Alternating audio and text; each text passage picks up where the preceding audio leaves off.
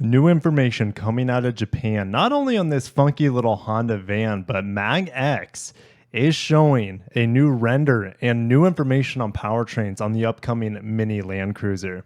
Let's get into it. So we have a new sketch of the baby Land Cruiser coming from Mag X, probably the second most reliable source of upcoming Japanese cars over in Japan, the first being Best Car. But Mag X every once in a while comes out with some pretty cool stuff. And if you are excited for the upcoming Mini Land Cruiser, smash the like button. Is it coming to America? What kind of powertrains is it going to feature? Today, we're going to talk about that. Okay, so here is the big news. I think we know roughly what it's going to look like based off of the original design that Toyota showed off in 2021 as a fully battery electric vehicle. We'll talk maybe about that possibility here today, but they're saying that it is being developed with Southeast Asia as its main market. They're also calling this the Jimny Killer.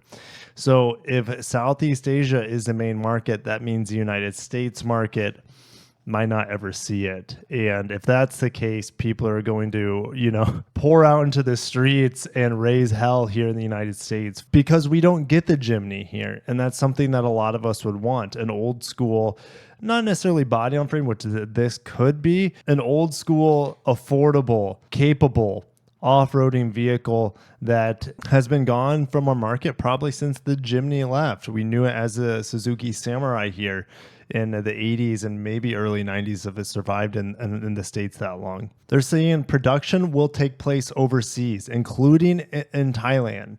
So it could be produced in more than one place. If Thailand's a number one, maybe if we're lucky, we could see production of this beautiful mini cruiser here in the United States as well. And I think, we could get real excited about that because there's some, CEO shuffling going on right now. Toyota Mississippi names a new president. This is Eric Skaggs. He's been with Toyota since 93. He's coming from the Georgetown plant and he's heading on over to the Mississippi plant where they build the Corolla. And this mini Land Cruiser is being, at least theorized to be built on the TNGAC platform, which is like the Corolla Cross, the Prius, etc. Eric Skaggs maybe is going to be transforming this Mississippi plant where they build the Corolla sedan, non-hybrid, because the hybrid and the hatchback are still built in Japan.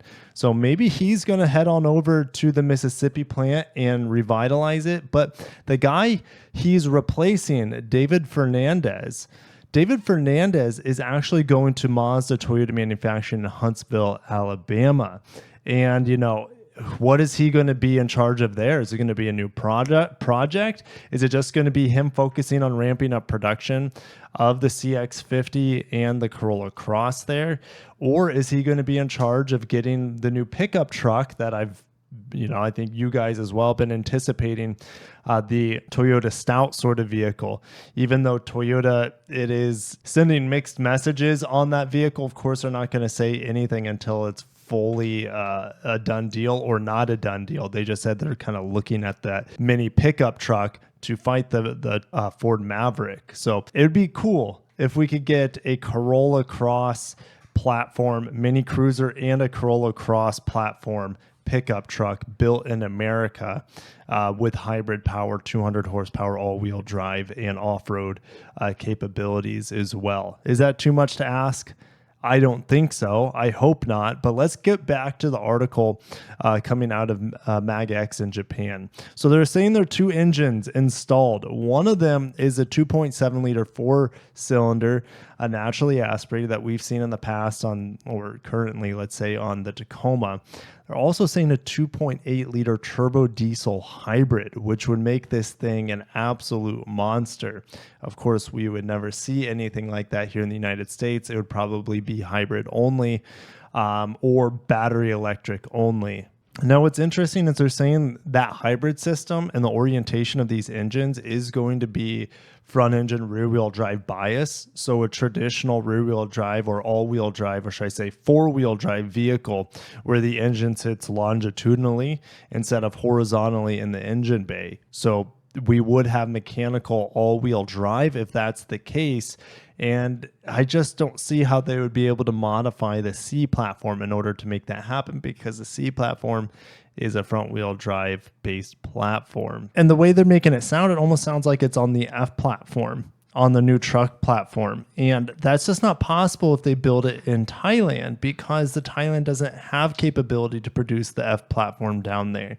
So it just makes no sense to me if it is, rear wheel drive traditional 4x4 in this small of a package. It seems like that's just way too cost prohibitive of a vehicle of this size and cost and retail price. So I think, they're just getting a lot of mixed messages on this vehicle. Could they still put a 2.7 and turbo diesel hybrid horizontally like we see? And let's say the Crown that has a hybrid and the engine sits sideways in there. I guess it's possible, but that just sounds way too expensive for this sort of vehicle. So it's probably going to be like 2-liter hybrid with around 196 horsepower would be my guess. But guys, I'll see you down below. I can't figure this vehicle out based off what we're hearing. So, okay, moving on to the battery electric version of this. It seems that BEV will also be included in the Land Cruiser Mini lineup. However, development has been slow and has not yet begun in earnest. So they're just kind of toying around with it right now. They want to prioritize a BEV in the Tacoma in North America first before they have a battery electric version of this. So maybe that means we wouldn't see this baby Land Cruiser in North America until it is viable for them to make it as a battery electric vehicle. So maybe that means if we get this little Land Cruiser, it's not going to be for a long time, more than likely. And even then, it might only be battery electric. And I know a lot of people wouldn't be excited about that as an off-roading vehicle. They're asking if it's going to appear at the Japan Mobility Show. And if it does, I will be there, guys, to give this to you. As well as, they talk about the Crown lineup. I will show you guys the Crown Sport there, as well as all the other Crown vehicles. Cannot wait for the Japan Mobility Show. Me and David Chow are going to head over at the third week of October to show you guys all the cool stuff coming out of Japan. And I feel like that's a good segue into the next piece. This right here is an electric Honda minivan, and we won't be getting this in the United States. It is a concept that's going to be shown at the Japan Mobility Show. But here's the big news coming out right now from Hans Greimel. He's the journalist for Automotive News that lives in Japan, and he's saying Honda NSX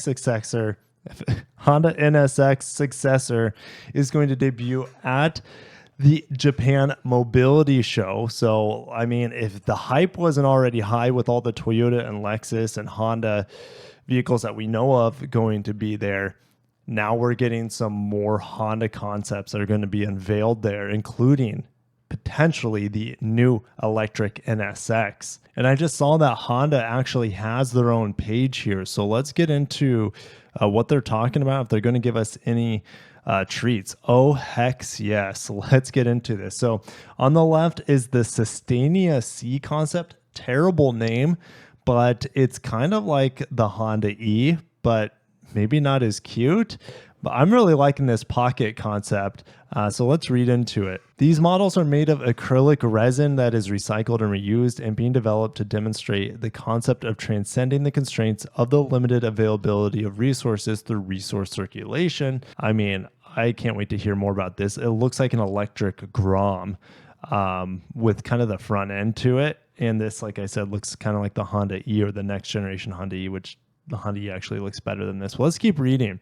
The SCE scooter is also going to be there. I don't know if we would get this in America, but this is powered by 2 units of the Honda Power Pack E swappable batteries. And hopefully we learn more about the top speed, because I've heard that some of the top speeds of these guys are only about 28 miles an hour. So hopefully it's more like 55. That would be excellent for city usage. Honda Specialty Sports Concept World Premiere. Ladies and gentlemen, sorry, I got crusties in my eye. The concept model of an electric sports car will enable to drive the experience of the pure joy of driving and transcend the constraints of time, even in the era of electrification, for carbon neutrality and the popularization of automated driving technology. So anyways, what does this mean? Well, I'm going to pull up an image for you. gosh, what was it, 2 years ago at this point, Honda teased the electric NSX concept and this, but what they call a specialty vehicle. So this is going to be a coupe. This could be the next Prelude. I think I just made a video not that long ago of talking about the Prelude. So if they resurrect this name, what better way to do it with a new electric Prelude, except it be rear-wheel drive this time and be just absolutely delicious for Honda enthusiasts. And they're saying, well, and the theory is that this will be the next flagship for Honda Performance, kind of after the Type R.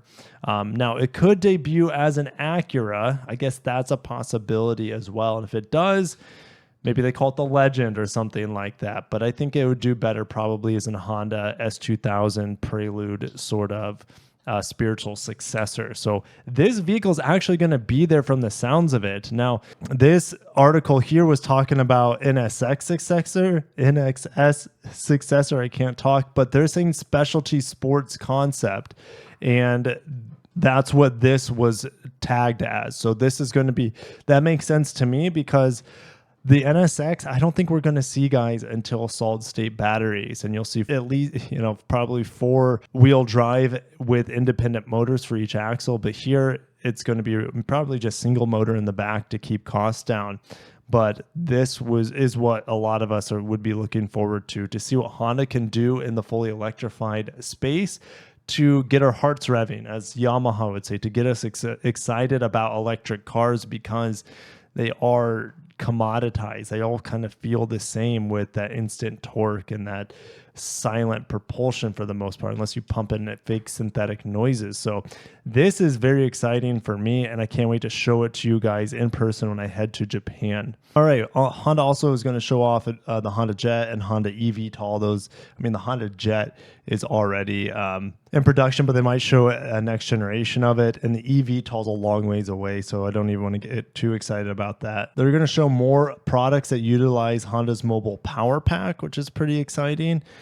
We have this tiny, it kind of reminds me of the Honda C-Pod, the Toyota C-Pod, but it's named C Plus Pod, but you call it C-Pod. It's stupid, but it's only available in Japan. This will be only available in Japan, 99% sure, because how could this pass safety regulations in the United States? It absolutely wouldn't, but this thing would be a great city car for a lot of people in tight, small streets, in Europe as well as Japan. And so this is called the CIMEV. Terrible name. Just call it like, I don't know, Ultra Cub or Super Cub 2, or I don't know, the Super Cub. Something Cub would be cute, or a play on that, because that's like their little city runabout motorbike. But yeah, terrible naming for that. I guess that will be at the Japan Mobility Show. Honda's the only one showing their hands right now. I mean, Toyota and Lexus did, saying, hey, we're going to show the concept for next gen BEV at the Tokyo Mobility Show. But yeah, Honda is going out and showing actually the vehicles for the most part that they're going to have there. They're going to have a robot, big whoop. Not excited about that. A hands-free seated personal mobility device, which is great. Honda getting in to help people who need to have next generation and futuristic forms of getting around if their legs don't work as normal. Besides that sports coupe concept, they're also going to have the Prologue there, which I don't know. It might actually be available there for the masses before we see actually in America, but this is a North American product. So that's crazy that they have the Prologue there in Japan to show to the Japanese market, but it's not going to be available there unless they export it from United States to Japan. Well, they're saying they have an MEV van concept. So what Beskar was talking about, maybe it's going to be much smaller than they thought, and it's not going to be a full-size player against like the Alphard, for example. And that makes sense because Honda specializes in Japan with their smaller vehicles.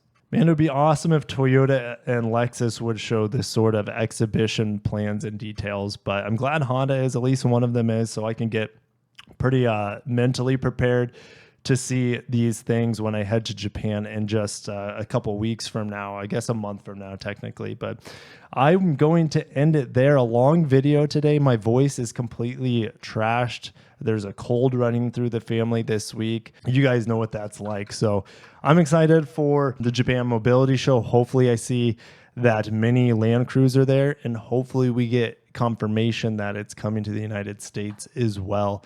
Honda's booth is going to look pretty strong. And if Honda's smaller than Toyota, so you can imagine what Toyota's is going to look like. Toyota's just not nearly as diverse when it comes to mobility yet as Honda. Honda has a Jet, they have power sports, motorcycles, scooters, you name it. So Toyota, they specialize mainly in automobiles, and hopefully we see some cool stuff from Toyota and Lexus at the Japanese mobility show. But thank you guys for watching. I got to save my voice. Have a great day and peace.